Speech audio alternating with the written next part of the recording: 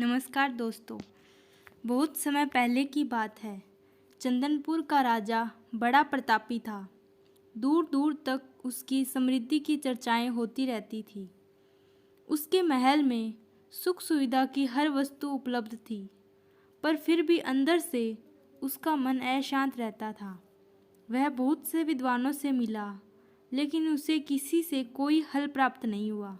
उसे शांति नहीं मिली। एक दिन भेष बदल कर राजा अपने राज्य की सैर पर निकला। घूमते घूमते वह एक खेत के निकट से गुजरा। तभी उसकी नज़र एक किसान पर पड़ी।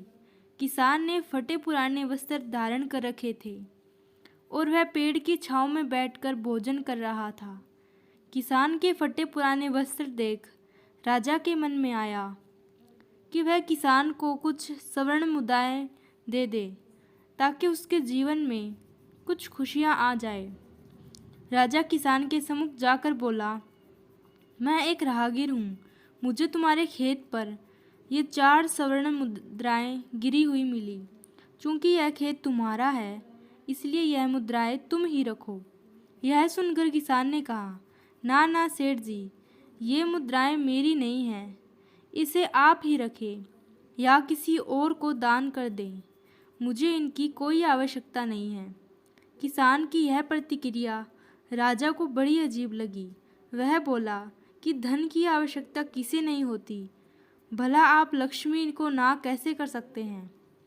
किसान बोला, सेठ जी, मैं रोज़ 4 आने कमा लेता हूँ और उतने में ही प्रसन्न रहता हूँ। सेठ के रूप में राजा आश्चर्यचकित होकर बोले, क्या आप सिर्फ 4 आने की कमाई करते हैं और उतने में ही प्रसन्न रहते हैं? यह कैसे संभव हो सकता है? किसान बोला, सेठ जी, प्रसन्नता इस बात पर निर्भर नहीं करती कि आप कितना कमाते हैं या आपके पास कितना धन है। प्रसन्नता उस धन के प्रयोग पर निर्भर करती है। राजा ने उपहास के लहजे में प्रश्न किया, तो तुम इन 4 आने में क्या क्या कर लेते हो? किसान भी बेकार की तरह बहस में नहीं पड़ना चाहता था। उसने आगे बढ़ते हुए उत्तर दिया कि इन 4 आनों में से एक आना मैं कुएं में डाल देता हूँ, दूसरे से कर्ज चुका देता हूँ, तीसरा उधार दे देता हूँ और चौथा मिट्टी में गाड़ देता हूँ। राजा को यह उत्तर समझ में नहीं आया।